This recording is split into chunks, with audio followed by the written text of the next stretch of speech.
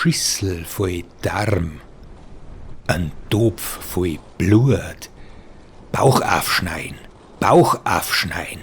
Stein einstecken, wieder zunahen, in den Ring einwerfen und das Saffer lassen.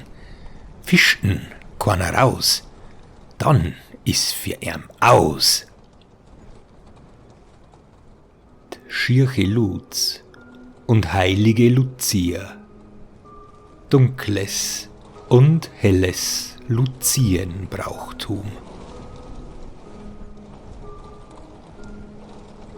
In den rauen Dezembernächten, die dunkel und lange über den Wäldern und Tälern Niederbayerns und Böhmens hingen, verbrachten die Menschen ihre frühen Abende meist damit, sich gespenstische und manchmal auch grausame Geschichten zu erzählen. Da die Arbeit auf den Feldern in den kalt klirrenden Wintertagen ruhte, wurden vor den Feuern in den Spinn- und Brechelhütten, den heimischen Stuben oder in den Gesellschaften der Wirtshäuser die bösen Alpgeister der Druden, Dämonenwesen und Rauhnachtsgestalten aus den Geschichten der Altvorderen weitergetragen und lebendig. Eine dieser unheilvollen Kreaturen, die dräuend durch die angsterfüllten Nächte schlich, war das scheußliche Geschöpf, das in Bayern meistens die blutige Lucia oder Schierche Luz genannt wurde, was auf Hochdeutsch so viel heißt wie hässliche Lucia. Dem ein oder anderen wird sie bekannt vorkommen, sei es durch Erzählungen von Verwandten oder Bekannten oder von der Rauhnachtsgeschichte, die ich vor einiger Zeit erzählt habe. Einen sehr sehenswerten Beitrag mit Sagen darüber hat auch der Kanal Radio Rauhnacht veröffentlicht. Schaut also unbedingt dort vorbei. Die Links dazu findet ihr auch in der Videobeschreibung. Doch sieht man von Medienberichten und neuzeitlichen Texten aus dem Umfeld von Perchten und Brauchtumsgruppen sowie deren Auftritten ab, ist dieses Wesen seit einigen Jahrzehnten weitgehend aus der Wahrnehmung der Menschen verschwunden. Gerade deshalb möchte ich mit diesem Beitrag den Menschen, die sich für Brauchtum und Mythologie interessieren, diese faszinierende, entsetzliche Gestalt der winterlichen Sagenwelt etwas näher vorstellen. Faszinierend vor allem, weil sie in Abwandlungen in einem großen Teil Europas vorkommt und sich nicht nur auf Ostbayern und Oberösterreich beschränkt. Bei meinen Recherchen war ich überrascht, wie diese oder ähnliche Figuren auch in der Sagenwelt Südosteuropas verbreitet sind, da ich selbst nur die Gestalt kenne, wie sie bei uns im bayerischen Wald auftrat, ehe dieses Brauchtum auch hier zur Gänze erlosch. Der lebendige Brauch um die blutige Lucia dünnte sich in der Breite vermutlich bereits im 19. Jahrhundert immer mehr aus, wurde im 20. Jahrhundert nur noch spärlich praktiziert, um schließlich das gleiche Schicksal zu erleiden, wie das Sagen erzählen. Aufzeichnungen über diese Brauchtumsgestalt habe ich nur mehr vereinzelt auftreiben können. Beachtet bitte, dass ich hinsichtlich der Gebräuche meist in der Vergangenheit spreche, da diese bis auf wenige Ausnahmen heutzutage nicht mehr praktiziert werden. Gerade die blurdige Lucia ist heutzutage kein lebendiges Brauchtum mehr, wie es das Luziergehen war, sondern lediglich noch ein Bestandteil von winterlichen Perchtenveranstaltungen. Die heilige Lucia und die Luziennacht. Die heilige Lucia ist eine von der katholischen Kirche verehrte Märtyrerin, deren Festtag, der Luzientag, am 13. Dezember begangen wird. An diesem Tage, im Jahre 304, so die Legende, wurde sie in Syrakus mit dem Schwert hingerichtet. Die christlich erzogene Lucia wies einen heidnischen Jüngling ab, der um ihre Hand angehalten hatte. Da man ihr diesen aufdrängen wollte, riss sie ihre Augen aus, an denen der junge Mann solch Gefallen fand, und schickte sie ihm auf einer Schale. Daraufhin soll die Mutter Gottes ihr noch weitaus schönere Augen zurückgegeben haben. Heute jedoch zünden Mütter in Italien, Spanien und Frankreich Kerzen an und flüstern Gebete zu ihr. Die Heilige, die das Dunkel überwand und das Licht in die Herzen der Menschen trug, möge über dem Augenlicht ihrer Kinder wachen. Dort begegnen einem so manche Kirchen oder ganze Ortschaften, welche den Namen ihrer Patronin Sankt Lucia tragen. Und in noch mehr Gotteshäusern steht ihr Abbild, vor dem schon so mancher Gläubige kniete. Aus Rache klagte später der Zurückgewiesene Lucia als Christin an. Nachdem sie der Hinrichtung durch Übergießen mit heißem Öl und auch dem Flammentod widerstand, wurde ihr ein Schwert in die Kehle gebohrt, wodurch sie starb. Diese Legende ist jedoch erst ab dem 6. Jahrhundert aus Grabinschriften oder Kunstwerken nachweisbar. So wurde Santa Lucia in Italien zu einer im Volk bekannten und geachteten Heiligen, der allerdings im Großteil des restlichen Abendlandes nur wenig Beachtung geschenkt wurde. Ein Grund dafür mag sein, dass in diesen Gebieten lange vor ihr eine andere weibliche Gestalt als Heils- und Lichtbringerin, die allerdings gleichzeitig streng darüber wachte, dass der Mensch sie nicht vergesse, im Volksglauben verankert war.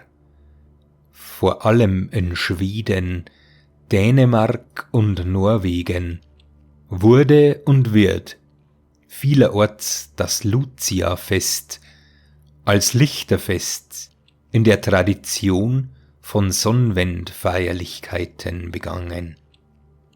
Mit der weiß gekleideten Luzienbraut, dort Lucibrut genannt, die eine Kerzenkrone trägt.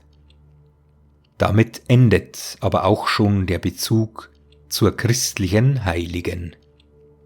In Schweden ist der Luzientag in der jüngeren Vergangenheit gar zu einem Nationalfest geworden, ohne historische oder christliche Sinngebung, vermutlich geboren aus dem Bereich mythischer Überlieferungen. Ein Fest, dem die andere Lucia zugehört, jene ursprüngliche Mitwinterfrau, die schreckhaft und gütig zugleich dem vorchristlichen Volksglauben entsprungen war. Und so verwundert es einen auch nicht, dass die Kirche den Tag der heiligen Lucia in die finstere Mitwinterzeit legte, an jenen geheimnisumwitterten, magischen Tag der Wintersonnenwende, den kürzesten Tag im Jahr. Und obwohl die christliche Lucia an ihre Stelle gesetzt wurde, verblasste die andere Gestalt nicht vollkommen, sondern führte ihr Dasein je nach Region als mehr oder weniger dunkle Gegenspielerin der hellen Lucia. Mit der gregorianischen Kalenderreform, die im Jahr 1582 folgte, wurde dieses Fest auf den 13. Dezember verschoben und der Tag der heiligen Lucia damit von der alten Stellung als Tag der Wintersonnenwende entrückt. Doch auch nach dieser Umstellung war dieser Tag im Volksglauben immer noch mit den Motiven des Jahreskreises und dem Gegensatz zwischen dunkel und hell aufgeladen. So sprach der Volksmund auch nach dieser Umstellung im Böhmerwald immer noch: "Z'Luzei kehrt der Tag ein" oder bei uns im bayerischen Wald: "An Lucia geht der Tag ihr." Und so tritt an diesem Tage nicht nur die helle Lucia auf, sondern es geht auch das dunkle Mythenweib um. Die blutige Luz. Die Sagengestalt, die bei uns im bayerischen Wald blutige Lucia oder auch Schirche Luz genannt wird, soll am Vorabend des 13. Dezembers als altes, unbarmherziges Dämonenweib erscheinen. Ihr Auftreten ist vielfältig, gleicht sich allerdings darin, dass sie ein oder mehrere Messer oder eine Sichel bei sich trägt, welche sie drohend wetzt. Überall ist die Lucia der Schrecken der Kinder, denn die Ungezogenen will sie strafen. Meistens droht sie damit, den Bauch aufzuschlitzen, um ihn mit glühenden Steinen, mit Kieseln, Granit, Glasscherben, Nägeln oder Heu aufzufüllen, ehe sie ihn wieder zunäht. In vielen Orten Ostbayerns war das sogenannte Luziergehen Brauch. Der Luzienbesuch gehörte ebenso zur Tradition wie der des heiligen Nikolaus, jedoch auch mit regionalen Unterschieden. Der niederbayerische Schriftsteller und Heimatforscher Max Peinkofer widmet dieser Schreckgestalt in seinem 1947 erschienenen Buch Der Brunnkorb – Niederbayerische Heimatbilder gar ein eigenes Kapitel und führt dort ihre mannigfaltigen Erscheinungsbilder in den unterschiedlichen Gebieten Niederbayerns auf. In der Gegend um Osterhofen ist sie in einen blutroten Mantel gekleidet und trägt einen spitzen Hut auf dem Kopf. Im Rottal hüllt sie sich in Stroh, während sie im Vilstal einen Teller trägt, auf dem ein abgetrennter Menschenkopf liegt. Im mittleren bayerischen Wald weisen die Drohberichte und Erscheinungsformen deutlich auf das Berchtenmotiv der dunklen Lucia hin. Hier trägt sie lange, weiße, blutige Kleider und einen muldenförmigen Korb bei sich, in dem sich die Gedärme jener Kinder befinden sollen, denen sie aus pädagogischen Gründen bereits den Bauch aufgeschnitten haben will. Beim Fortgehen singt das Gespensterweib ihren gierigen Spruch: „A Schwingerl voll Darm, a Meiter voll Blut." Im unteren bayerischen Wald bei Grafenau kriecht die blutige Lucia gar auf allen Vieren in die bäuerliche Stube und trägt einen Stock bei sich. Mit einer Glasscherbe droht sie den Kindern damit, ihnen die Zunge abzuschaben oder ihnen die Haut damit abzuziehen. Mit ähnlichen üblen Drohungen wurden auch Mägde, welche ihre Tätigkeit in den Spinnstuben schlampig verrichteten oder unsauber hinterließen, konfrontiert. So blieben diese am Vorabend des Luzientages möglichst daheim, um betend Haus und Stall mit geweihter Kohle und Weihrauch auszuräuchern. Denn dies soll angeblich gegen die Luz Abhilfe schaffen. In Anbetracht all dieser entsetzlichen Drohungen wagten es nur die verwegensten Kinder, einen Spottreim gegen diese mitwinterliche Besucherin anzubringen. „Lucia, Lucia, dei Hemmert steht vier. Geh ausse, stick's eine, noch ein Tanzi mit dir." In der Zeit nach dem Zweiten Weltkrieg verschwand der Brauch des Luzienbesuches allerdings recht rasch, wobei in der Abteilung Hörbild des Bayerischen Rundfunks München im Jahr 1957/58 noch wahre Geschichten über die Lucia zu hören waren.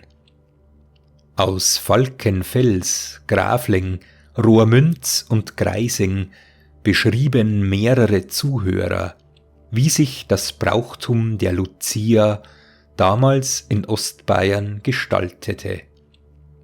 Beispielhaft möchte ich hier zwei Aussagen nennen. Aus Falkenfels heißt es: „An Hurt hat's auf, wie a Vogelscheich und an Vierfleg vorm Gesicht, mit zwei Löcher für die Augen. Und a lange, alte Kutten hat's an und ein Kiedel aus am Straugflecht. Dazu hat's zweierlei Schuhe an, ein Stiefel und ein Halbschuh und all zwei Linkisch, das ganz über X daherkommt.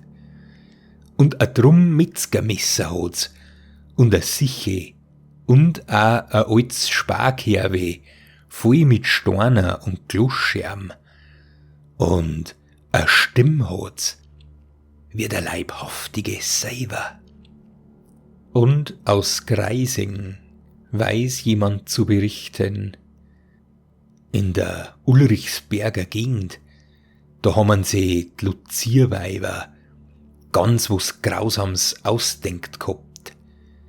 Die haben zum Beispiel zuerst ihren Kopf in ein scharfe Wasser eintaucht, bis batschnass waren. Und nachher haben sie in ein Federnsackel eingesteckt, damit, dass die ganzen Flammen dran picken bleiben sind. Da dazu haben sie ihnen auch noch das Gesicht mit Mehl eingestaubt. Das ist nachher so ein bissl zerrunnen und verlaufen. Angelegt waren sie mit einer langen weißen Kutten und weiße Handschuhe. Und nachher sind sie losgezogen mit einem Kerwe voll Glosscherm und einer Siche und einem Witzstein. Von und bis oben war's schneeweiß angezogen. Sogar vorm Gesicht hat's eine weiße Larve gehabt. Im linken Arm hat's einen alten Kiwi getragen und in der rechten Hand hat's ein Drum Sicherheit gehabt. Der letzte mir bekannte Ort, in dem dieser Brauch noch bis in die 1960er Jahre lebendig war, war Sattelbogen im Landkreis Cham, welcher heutzutage einen Gemeindeteil von Treitsching bildet. Dort zogen am Vorabend des 13. Dezembers junge Mädchen in Gruppen durch die Straßen. Mit Kopftuch und Masken betraten sie schweigend die Häuser und wetzten in den Stuben ihre Sicheln und Messer. Dann verließen sie das Haus wieder, und zurück blieben meist zutiefst verschreckte Kinder. Die Videoausschnitte, die ihr hier seht, stammen übrigens aus einer Reportage über die Luziengänge in Sattelbogen. Ähnlichkeiten mit anderen Gestalten. Bereits hier werden dem ein oder anderen Parallelen mit weiteren düsteren, wilden Frauengestalten der europäischen Sagenwelt gewahr. Ich möchte dazu den für manche wohl überraschenden Hinweis vorausschicken, dass Bayern dabei den nördlichsten und westlichsten Bereich dieses Luzienbrauchtums im östlichen Mitteleuropa bildete. Dieser weite Bogen der dunklen Luzienbräuche begann in Kroatien, führte über Slowenien bis zu den östlichen Randlandschaften Österreichs und Westungarns, ehe er sich in der Slowakei und Tschechien fortsetzte und dann in Bayern auslief. Interessant dabei ist, dass in den Gebieten nahe Italiens die dunkle Lucia nahezu vollkommen unter der kirchlichen, hellen Lucia verblasst. Je weiter nördlich man aber auf der Landkarte kommt, umso mehr verfinstert sich diese Gestalt. Beginnend im nordkroatisch-slowenischen Teil noch mit der perchtenartigen Ambivalenz, welche Strafendes und Gütiges in sich trägt, bis hin zum Gebiet des Bayerischen Waldes und des Böhmerwaldes, wo ausschließlich die dunklen, grausigen Züge erhalten geblieben sind. Dort tritt, wie bereits erwähnt, am 13. Dezember die dämonische, dunkle Kreatur auf, drohend und gefährlich, die nichts bringt und schenkt. Die lichte Lucia in Kroatien. Ein kalter Wind zog durch die schmalen Gassen des verschlafenen Dorfes und trieb den Duft von Rauch und feuchtem Holz mit sich. Nur hin und wieder brach das fahle Licht des Mondes durch die schweren Wolken, während unter den Fenstern der Häuser Schatten lauerten. Reglos lauernd, nur ein schwaches, unheimliches Flackern war zu sehen.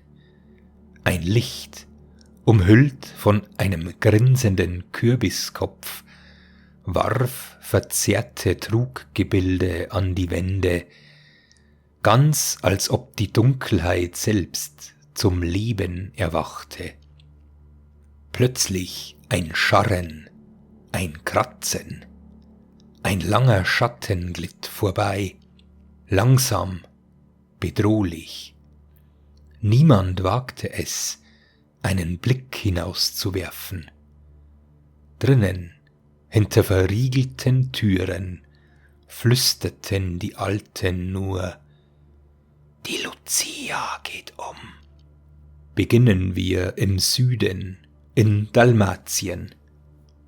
Weder dort, noch im kroatisch-slowenischen Küstengebiet hat sich das Auftreten einer maskierten Gestalt erhalten, die als Lucia in Erscheinung träte. Dort fehlt auch die dunkle Seite der Lucia vollkommen. Die Kinder stellten dort ihre Schuhe und Strümpfe vor die Fensterbänke, in hoffnungsvoller Erwartung, dass die gütige Lucia sie in der Nacht mit Süßigkeiten füllen würde. Wesentlich anders trat die Lucia in den gebirgigen Teilen Kroatiens östlich des Velebit auf, etwa in der Lika.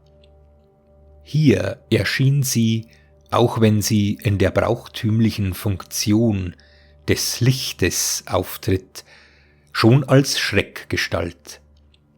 Am Vorabend vor dem Luzientag schlüpften in der Lika die Burschen in ein weites Leinentuch und befestigten einen großen, ausgehöhlten Kürbis, in den Augen-, Nasen- und Mundöffnung geschnitzt und dem eine Kappe aufgesetzt wurde.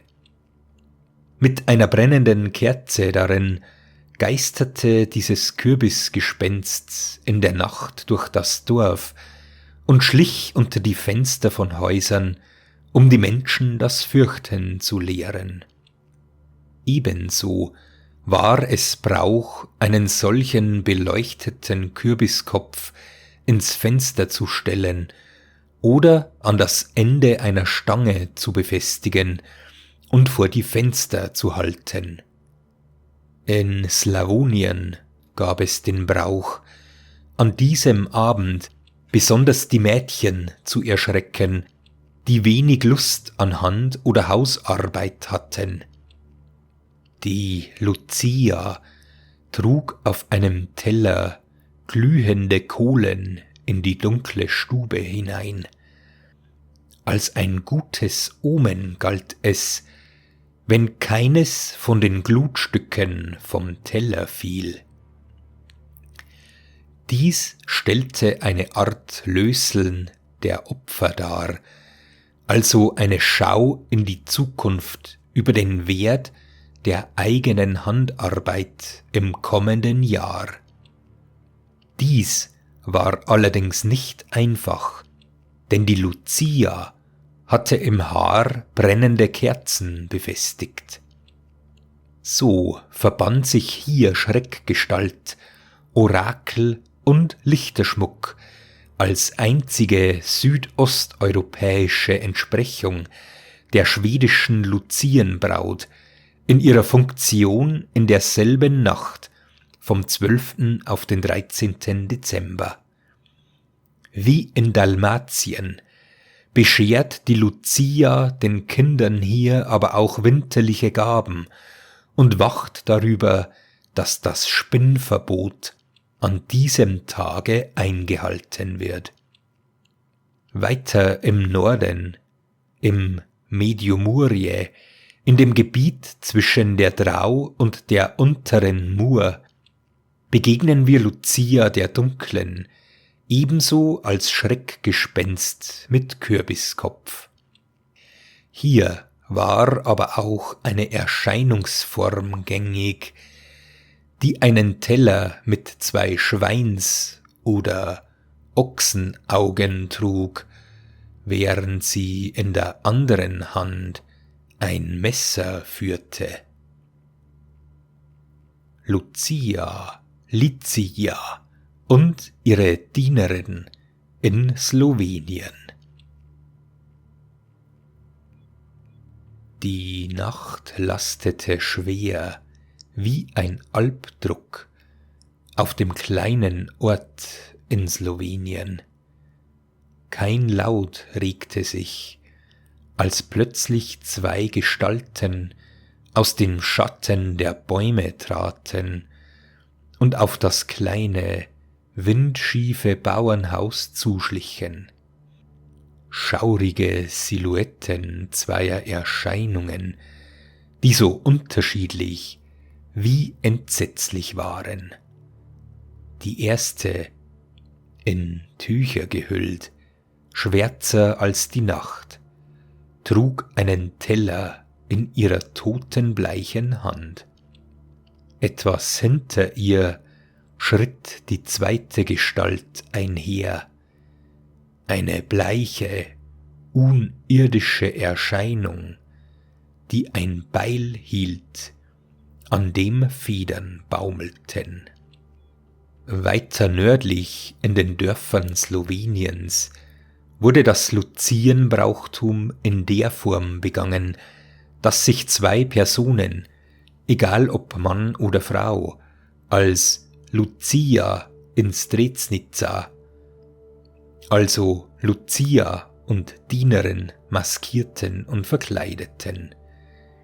Die Lucia in Schwarz, die Dienerin in Weiß, wobei Lucia einen großen Teller trug, auf dem ein langes Messer und die Augen von um diese Zeit geschlachteten Schweine lagen.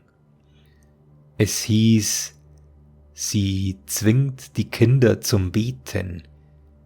Denen, die gerne beten, teilt sie von einem großen Maisbrot aus. Denen, die nicht beten, kratzt sie die Augen aus. Die weiß gekleidete Dienerin trug ein großes Beil, an dem Federn festgemacht wurden, welche wie Ohren abstanden. Was es mit dieser Flügelaxt auf sich hatte, ist nicht genau geklärt. Jedoch behalten wir diese noch im Gedächtnis, denn später in Österreich wird uns das Motiv des Kopfspaltens noch begegnen. Ob mit dem Teller ein Bestandteil der kirchlichen Luziendarstellung übernommen wurde, symbolhaft für das Martyrium der kirchlichen Augenpatronen, oder ob es lediglich als Drohgebärde zu verstehen war, eine gefährliche Waffe vorzuzeigen, darüber darf gestritten werden. Unzweifelhaft ist hier allerdings die Doppelwertigkeit, denn die slowenische Lucia bedroht nicht nur die schlimmen Kinder, sondern belohnt die Guten mit Maisbrot. Im Übermurgebiet im Nordosten Sloweniens waren es immer 2 Frauen, die als Luca oder Licia und Dienerin umgingen. Jede hüllte sich in ein Leintuch und vermachte das Gesicht mit Federn. In diesem Gebiet war es ausnahmsweise die Dienerin, welche den Teller mit den Schweinsaugen zu tragen hatte. Dort lag allerdings eine Gabel bereit, um unfolgsame Kinder zu drangsalieren. Wenn die Luca ins Haus trat, murmelte sie bereits die Worte Bogamoli, Bogamoli, was übersetzt heißt, bete zu Gott. Natürlich fingen die Kinder da sofort in ihrer Angst zu beten an. Aus dem unterkärntnischen Rosental ist ebenfalls überliefert, dass eine Erscheinungsform der dunklen Lucia umging. Die Lucie trug in der einen Hand auch den Teller mit Augen, in der anderen Hand aber hielt sie eine Heu- oder Mistgabel, in Kärnten auch Burkle genannt. Allerdings schüttet sie bei ihrem Besuch Nüsse auf oder unter den Tisch. Wenn die Kinder danach griffen, dann drohte sie ihnen zunächst mit der Gabel. Eine Schreckerscheinung, ähnlich derer in Österreich, der Lutzelfrau oder vielmehr deren Schwester, der Pudelmutter, von der wir gleich noch sprechen werden. Pudelmutter, Budelfrau und Fersenlutz in Österreich. Nur die schwache Glut vom Herdfeuer hat Dunkelheit in der Stumm durchbrochen. Ein kalter Hauch ist durch die Ritzen der Fenster durchgezogen und die Kinder haben sie eng zusammengedruckt, wie es mit weit aufgerissene Augen die Tier beobachtet haben. Ganz leise haben sie das Knirschen von Schritt auf dem gefrorenen Boden gehört und das Greimen vorm Stog, der langsam dahingezogen worden ist. Mit einem jeden Augenblick sind die Schritte ein wenig näher gekommen, bis gestoppt haben. Ohne Vorwarnung hat sie die gnorrende Tier einen Spalt geöffnet und ebs das ausgeschaut hat, wie die buglende Gestalt von einem alten Weiberleid ist aus dem Schatten treten und mit einem unheimlichen Kichern hat sie in die Stumm geschoben.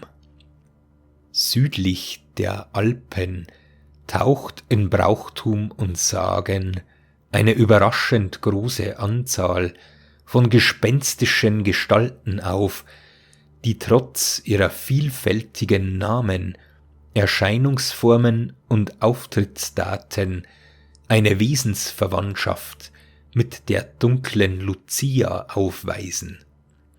Fast durchwegs klingt hier auch ein Bezug zur Bercht an, die den meisten von euch wahrscheinlich ein Begriff ist. Neben der Lutzel, Luca, Lutzen oder Luzi ist die sogenannte Pudelmutter die weitaus bekannteste und auch wesensnächste Erscheinung. Nicht immer können diese Figuren genau getrennt werden, und es ist anzunehmen, dass sie Verselbständigungen eben jener Urmutter Bercht darstellen. Doch dazu später mehr. In der Oststeiermark und im Burgenland erschien meist am späten 5. Januar, also bei Einbruch der Nacht zum Dreikönigstag, das am weiten verbreitetste Datum, an dem die Bercht auftrat, als vermummte Brauchgestalt ein altes, meist sehr hässlich aussehendes Weib, das die Kinder schreckt und bedroht, schließlich aber doch mit Brauchtumsgaben beschenkte. Dies geschah, indem die Alte aus ihren vielen weiten Röcken ihre Geschenke, vor allem Äpfel, Nüsse oder gedörrte Zwetschgen herausfallen, also auf den Boden pudeln ließ. Dabei tritt diese Erscheinung nicht immer selbst in die Stube, sondern manchmal bleibt sie außerhalb der Wohnung, öffnet die knarrende Stubentüre einen Spalt und wirft unter den großen Augen der Kinder die Gaben hindurch, um kurz darauf wieder in der Winternacht zu verschwinden. Erst dann wagen es die Kinder, die Gaben aufzulesen. Obwohl diese Gestalt außerordentlich gütig und vertrauenerweckend scheint, ist es dennoch unabdingbar, an diesem Tage die Wohnstube besonders reinlich zu halten. Trifft die hässliche Alte die Kinder noch bei der Arbeit an, so droht sie, ihnen die Köpfe zu spalten und mit Kehricht zu füllen oder die abgeschlagenen Köpfe gar auf den Misthaufen zu werfen. Waren die Kinder jedoch fleißig, so bekommen sie ihre Gaben. Aber auch da kann die alte Umgeherin ihr boshaftes Wesen nicht verleugnen. Mit den Äpfeln und Nüssen, Orangen und Bananen pudelt sie auch gewöhnliche Steine, Kartoffeln und Rüben auf den Stubenboden. Die erfahreneren Kinder greifen sofort nach diesen wertlos scheinenden Gaben, denn in den unansehnlichen Knollen stecken Geldmünzen. Manchmal aber schreckt die Alte die zugreifenden Kinder, dass diese zurückweichen, bis jene aus der Tür verschwunden ist. Gelegentlich nun kommt diese Pudelmutter auch schon am Morgen des heiligen Abends mit Rückenkorb und Rute, andernorts zu Neujahr oder auch am Abend des 12. Dezember, also bei Anbruch der Luziennacht. Eine Beschreibung dessen stammt aus der Nähe von Flatnitz an der Teichalpe aus dem Jahre 1881, die ich an dieser Stelle wiedergeben will. An einem Adventabend versammelt sich die ganze Familie in der Stube.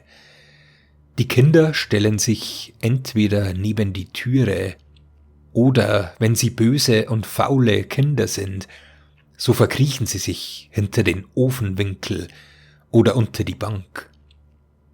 Nachdem das kärgliche Abendmahl vollendet, verhält sich alles ruhig und alles lauscht, ob nicht Tritte in der Vorhalle ertönen. Man hört jetzt leise Schritte und darunter manchmal das Stoßen des Besens, an dessen oberen Ende ein Stab angebracht ist. Die bösen Kinder verkriechen sich noch tiefer, während sich die Braven teils freuen auf die Belohnung für ihren Fleiß, teils auch fürchten, es möchte doch etwas nicht ordentlich, rein und sauber sein. Die kleine Stubentür geht langsam auf und ein kleines, altes Mütterlein, die Berstmutter, mit einem Besen geht herum. Sie schaut sich eine Weile um, mustert alles zuerst in der Stube, geht dann in die Küche und sucht alles möglichst genau durch. Findet sie etwas, das nicht rein und sauber geputzt ist, wie zum Beispiel das Geschirr, so fängt sie an zu schimpfen über das Küchenmädchen und flucht dasselbe aus. Auch in der Stube schaut sie, ob alles säuberlich vom Staube gereinigt ist. Ist alles reinlich, so ruft sie die Kinder mit milden Worten herbei und gibt ihnen eine lange Lehre. Hierauf lässt sie die Kinder das Vaterunser und das Glaubensbekenntnis beten, und können sie das gut, so beginnt die Alte zu lachen und zu grinsen, und während sie dann in der Stube armselig umhertanzt, lässt sie absichtlich das in der Schürze gehaltene, gedörrte Obst, worunter auch kleine Kieselsteine sind, um das Gepolter zu vermehren, fallen.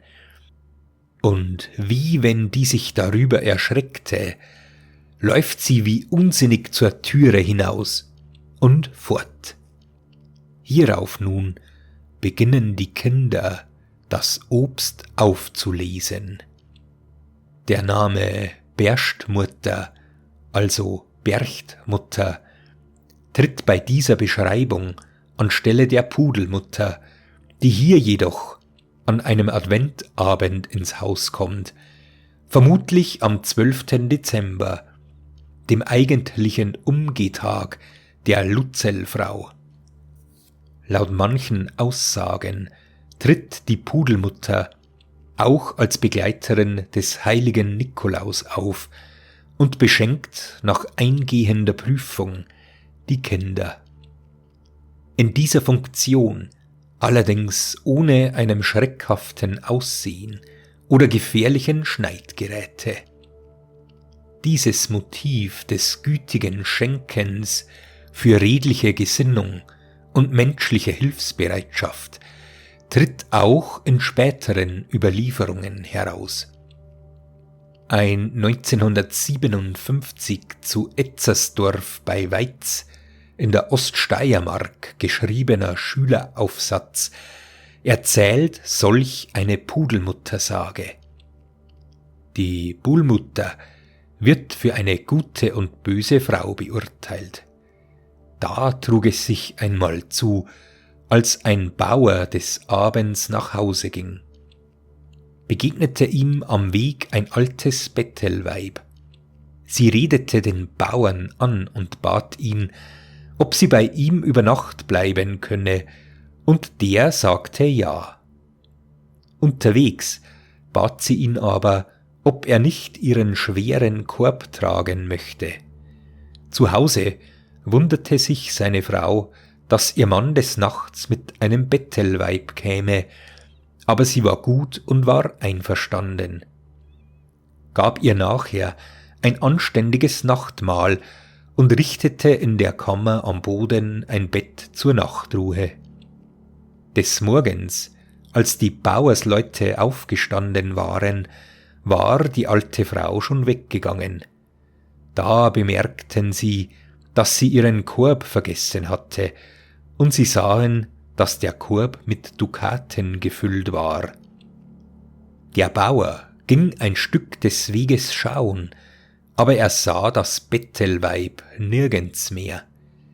So belohnt die Bullmutter die guten Menschen, aber sie bestraft auch die Bösen mit manchem Schabernack.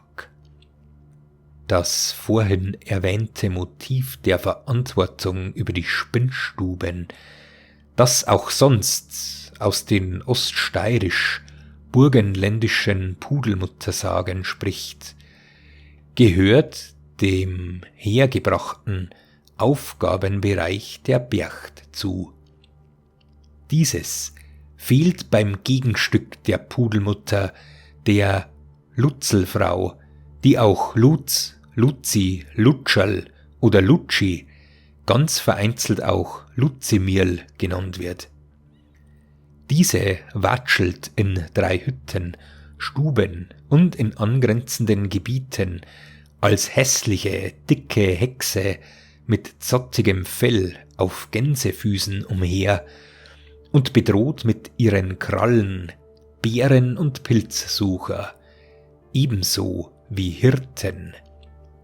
Dabei geht sie stets auf die Fersen ihres Opfers los. Von ihren Krallen sagt man, dass deren Spuren lange an den Fersen des Überfallenen zu sehen waren. Johannes Kreinz vermerkt aus der angrenzenden Oststeiermark: Ungehorsame Kinder werden am Lutschitag von der Lutschi oder Lutschal heimgesucht, die denselben von der Ferse ein dreieckiges Stück Fleisch ausschneidet. Man droht den Kindern, es kommt die Lutschal und schneidet die Fersen aus. Ihr Anzug gleicht dem der Pudelmutter, nämlich ein weißes Tuch, bekannt von Hartberg bis Fürstenfeld in Landgegenden. Dies brachte ihr auch den Namen Fersenlutzel ein. Hier hat diese Gestalt ihre einst sicher vorhandenen positiven Eigenschaften ganz an die Pudelmutter abgegeben, denn sie, von Einzelbelegen abgesehen, schenkt, genau wie die blutige Lucia, nichts mehr her. Im Gegenteil, sie hat sehr grausige Gelüste. Manchmal heißt es, dass sie, also nicht die Pudelmutter, in der Begleitung des heiligen Nikolaus am 6. Dezember auftrete und wie die Dienerin der slowenischen Lucia die Funktion des in der Steiermark mitlaufenden Bartel oder Krampus übernimmt. So kommt mancherorts am 6. Dezember abends der Sankt Niglo und die Lutzel.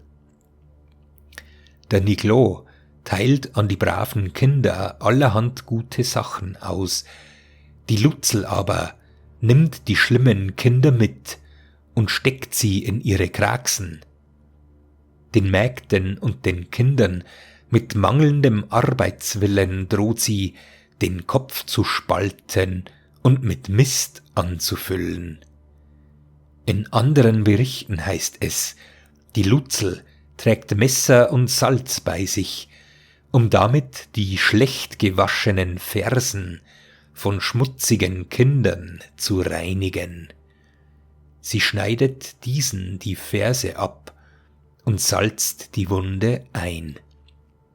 Es ist offensichtlich, dass es sich hierbei auch um eine Form der dunklen Lucia handelt. Dass sie hier allerdings das Motiv des Bauchaufschneidens, das auch Gastrotomie genannt wird, als Fersenschnitt durchführt, ist einzigartig und lokal begrenzt.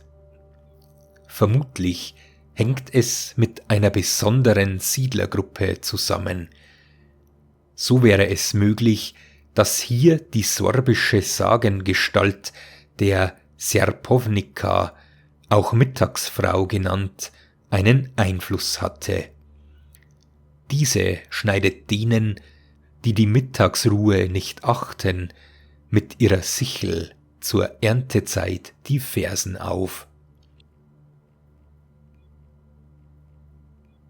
Die Luca und dunkle Lucia in Ungarn, Tschechien und Slowakei. Nur ein paar weit voreinander liegende Lampen haben ihr Licht auf das schmue Strassel geworfen, über dem ein unnatürlicher Nebel gelegen ist, der das schwache Glimmer von die Laterne fast erdruckt hat.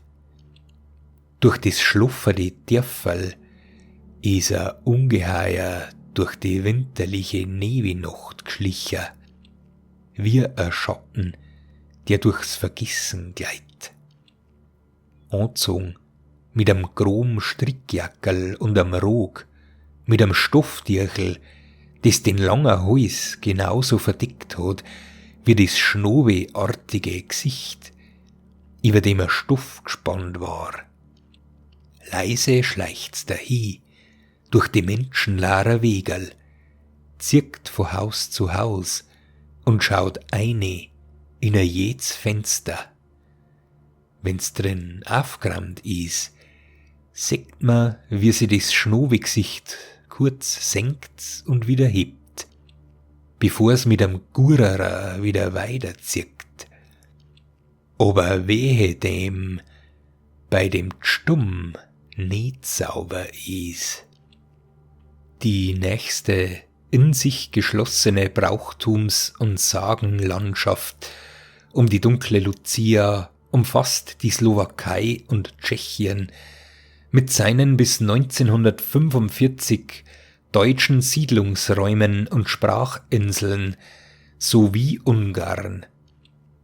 Dort in Ungarn hatte der Luzientag Bedeutung als Wintermitte mit den entsprechenden Arbeitsverboten und Losorakeln. Das Brauchtum einer mit Maske umgehenden Mythenfrau trat dort aber nur selten auf. Überhaupt galt der Luzientag in Ungarn als unglückbringend und die Schreckgestalt der Luca als das Hauptübel. Deshalb taufte man Kinder nicht gerne auf diesen Namen, aus Furcht, das Mädchen könnte ein zanksüchtiges, wankelmütiges Weib werden. Eine Mythengestalt, die als eine Variante der slowakischen Perchta gesehen werden kann, ging aber dennoch am Luzienabend um und schreckte die Kinder. Tota Stonjok wurde sie genannt. Darin steckt das Wort Totske, das slowakische bzw. slawische Frauen bezeichnet. Alle anderen Überlieferungen gehören aber nicht zu einer umziehenden Mitwinterfrau, sondern schließen sich an die magischen Riten und Volksglaubensvorstellungen von der Bedeutung der alten Wintersonnenwende an. Im Westen geht die böhmisch-mährische Brauchlandschaft mit ihren tschechischen und slowakischen Überlieferungen in die deutschen Randlandschaften im Bayerischen Wald und der Oberpfalz über. In der Gegend von Neuhaus in Böhmen geht in den Winternächten die Luca um. Ein Bursche in Frauenkleidern mit einem Vogelkopf, der dadurch entsteht, dass man unter die fest anliegende Mütze einen Holzspan steckt, der über das Gesicht hinausragt. Ein weiterer Holzspan wird in den Mund genommen, so dass die Spitzen bei der Späne schnabelförmig zusammengehen. Zusammengehalten werden sie durch ein Taschentuch, welches man straff und gespannt über den Kopf zieht und im Genick zubindet. Ein zweites, größeres, legt man darüber und kreuzt es unter dem Kinn, legt es um den Hals und bindet es gleichfalls im Nacken zu. So ist die Luca gegen das Erkennen geschützt, während sie selbst durch ihren Schnabel alles sehen kann. Auch in der Hand trägt sie einige Späne, mit denen sie die Kinder drangsaliert, welche nicht beten wollen. Sehr deutlich ist die Luca hier als Schnabelpercht erkennbar, wie sie beispielsweise in Österreich vorkommt. Eine Reihe von Nachrichten über Brauch- und Sagenmotive um die dunkle Lucia im Bereich des tschechisch-slowakischen Bodens stellte Hanus Macha in seinem Grundriss der slawischen Mythologie 1891 zusammen. Luzi, Luca, Luce sind dort die geläufigen Namen der dunklen Mythenfrau. In der Gegend von Budweis zog früher die hässlich gekleidete Luca um. Sie trat ins Haus und fragte, ob die Kinder schlimm waren und ob die Mägde in der Spinnstube ihre Pflicht getan hatten. War dies nicht der Fall, dann drohte die Dunkle den nachlässigen Spinnerinnen mit der Rute. Auch die tschechische Schriftstellerin Božena Němcová erzählt in ihrem Buch Babička von 1855 von der Luzi, der riesenhaften und zersausten Schreckgestalt, welche die unfolgsamen Kinder bedrohte. In Mähren war es ebenfalls Brauch, dass um diese Zeit die Luca umging. Dazu verkleidete sich eine Frau nach Art der alpenländischen Schirchperchten. Vor dem Gesicht eine Maske mit Hauerzähnen, darauf einen Milchsächter, auch Hrotek genannt, und gehüllt in ein Leintuch. Diese einfache Art der Maskierung, wie man sie aus den anderen Gebieten mit Luzienbrauchtum kennt, oder wie sie im Fall der Habergeiß im Alpengebiet auftritt, kehrt auch bei der dunklen Luz in Böhmen und Mähren oft wieder. Hier klopfte die Luca den schlechten Spinnerinnen empfindlich auf die Finger, die guten aber belohnte sie. Im Übrigen galten auch in Mähren mannigfach eingeschärfte Spinnverbote für den Luzienabend. Die Erscheinungsformen dieser Schicksalsgestalt gleichen in Westböhmen weitgehend denjenigen, die wir aus den slowakischen und tschechischen Verbreitungsgebieten der Luka kennengelernt haben und wie sie auch im Bayerischen Wald auftritt. Als Lucia oder blutige Lucia wurde sie im Gebiet von Chotischau südwestlich von Pilsen den unfolgsamen Kindern angedroht. Sie strafte die Bösen, vor allem die faulen Spinnerinnen dadurch, dass sie ihnen die Bäuche aufschlitzte, glühende Ziegelsteine hineinlegte und sie wieder zunäht. Die Eisa Bertha, Heuluz und Specht im restlichen Bayern. Da ich euch über die Formen der Lucia in Niederbayern bereits berichtet habe, werfen wir noch einen kurzen Blick auf andere Gebiete Bayerns. In der Gegend von Eschenbach in der Oberpfalz heißt die dunkle Mythenfrau auch Eisa Bertha, was eine Abwandlung von Eisenberchta sein mag.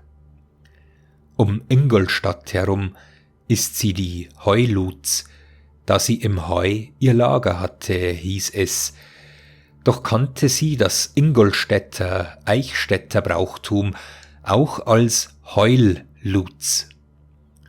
Um Tirschenreuth kennt man sie als Specht, wobei die Bezeichnungen Specht und Spercht mundartgeografisch im Wesentlichen dem Nordbayerischen angehören.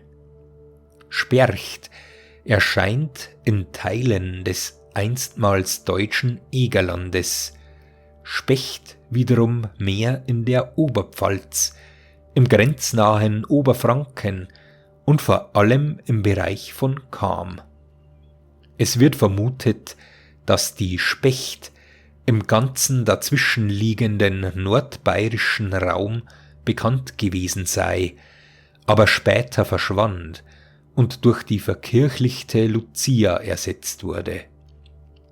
Und somit findet hier dieser Bogen um den historischen Kult der dunklen Lucia sein Ende, sowohl räumlich wie auch praktisch, denn wie erwähnt, versank dieses Brauchtum auch hier, spätestens in den 1960er Jahren.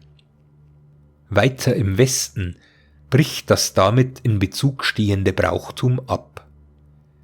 Erst die skandinavischen Länder pflegen das eingangs erwähnte, im 20. Jahrhundert stark auflebende Luzienbrauchtum, das wahrscheinlich weitgehend an die alten Mitwinternachtbräuche des vorprotestantischen und vorgregorianischen Kalenders angelehnt ist.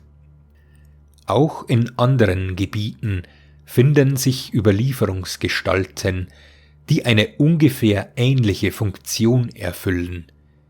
Hier ist zum Beispiel Frau Holle oder Frau Fricke zu nennen oder jene Hexe, die in Berchtesgaden auftritt und die Mädchen und Mägde mit Bauchaufschneiden samt anschließender Kehrichtfüllung bedroht. Ein möglicher Ursprung. Woher die Figur der dunklen Luz ihren tatsächlichen Ursprung hat, darüber lässt sich nur spekulieren. Trotzdem möchte ich dazu eine These aufstellen. Es ist bekannt, dass die katholische Kirche in der Vergangenheit ihre Heiligenkulte nach einem sich wiederholenden Muster durchsetzte. Die Legende der neuen Heiligengestalt wurde mit einer bestehenden, verehrten und zu verdrängenden, nicht-christlichen Vorstellung verknüpft und im Kalender ein entsprechendes christliches Fest anberaumt. In diesem Falle wurde das Fest der Heiligen mit dem Lichtbringernamen auf den damals kürzesten Tag angesetzt, der mit einer großen Lichtersehnsucht verbunden war und auch ihr Todesdatum eindeutig auf diesen Tag festgelegt. Da nun aber gerade diese Mitwinternacht sowohl im Norden als auch in den Ostalpen und Nordbalkanländern erfüllt war von umziehenden, geheimnisvollen Gestalten, die von Haus zu Haus gehen und Gaben bringen oder heischen, lässt die Kirche auch ihrerseits Sankt Lucia eine ersehnte, jenseitige Gabenbringerin sein. In einigen Gegenden in Österreich, Bayern und Böhmen war die heilige Lucia bis zum Anfang des 19. Jahrhunderts auch die Begleiterin des Nikolaus. Während der Nikolaus die Buben beschenkte, brachte sie den Mädchen die Geschenke. Doch wieso ausgerechnet wurde aus dieser Lichtbringerin dieses zottige, alte und blutbeschmierte Weib, das den Kindern damit drohte, ihnen den Bauch aufzuschneiden und diesen, je nach Region, mit glühenden Ziegeln, Kohlen oder Steinen zu füllen und sie hernach in den nächsten Fluss zu werfen. Vermutlich gelang es der katholischen Kirche nicht oder nur unzureichend, die Gottheit, die vorher im Zuge der Wintersonnenwende als Licht- und Heilsbringerin verehrt wurde, mit der heiligen Lucia zu ersetzen. Doch hat diese ursprüngliche Mitwintergestalt dieser neuen Heiligen so sehr widerstanden, dass in den Gebieten, auf die ich in diesem Beitrag eingegangen bin, einfach die Wesensmerkmale der ursprünglichen Gestalt auf die nunmehr Lucia benannte Frau vererbt wurden, lediglich unter dem Namen der Neuen.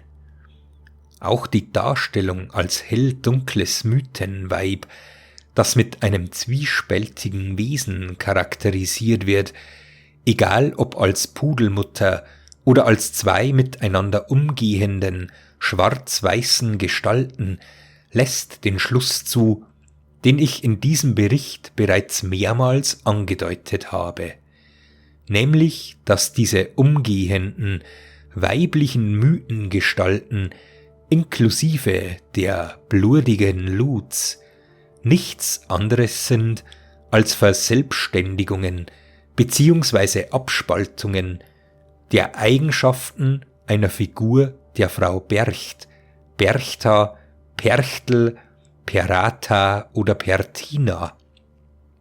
Das weibliche Mythenwesen des mitwinterlichen Seelenkultes und des Fruchtbarkeitsglaubens vorchristlicher Herkunft. Mit ihr teilen sie eine ganze Reihe weiterer Wesenseigenheiten, darunter die Funktion als Kinderbeschererin und Schreckgespenst, die Spinnstubenverantwortlichkeit bzw. den Spinnstubenbesuch in prüfender, belohnender oder strafender Eigenschaft, insbesondere die Hauptandrohung des Bauchaufschlitzens, der Gastrotomie. Lediglich die Eigenschaft als Seelenführerin, als Geleiterin des Zuges der Kinderseelen der Frau Bercht, tritt bei keiner der Figuren auf. Und nicht zuletzt entspricht die Bedeutung des lateinischen Namens der Lucia dem germanischen Namen Berchtha, nämlich glänzende oder lichte. Man könnte nun die Betrachtungen noch weiter ausdehnen, doch für heute möchte ich es dabei bewenden lassen. Aber jetzt seid ihr dran. Kennt ihr noch weitere Geschichten von der blutigen Luz oder einer der anderen dunklen Gestalten, die mit dem Luzinenbrauchtum in Verbindung stehen? Schreibt es gerne in die Kommentare. Ich wünsche euch auf alle Fälle noch schöne Rauhnächte und lust's euch nicht vor der schierchen Luz erwischen. Euch hat diese Episode gefallen? Dann abonniert meinen Kanal, indem ihr den roten Abonnieren-Button unterhalb des Videos anklickt. Aktiviert anschließend auch gerne die Glocke daneben, um immer über die aktuellsten Videos benachrichtigt zu werden.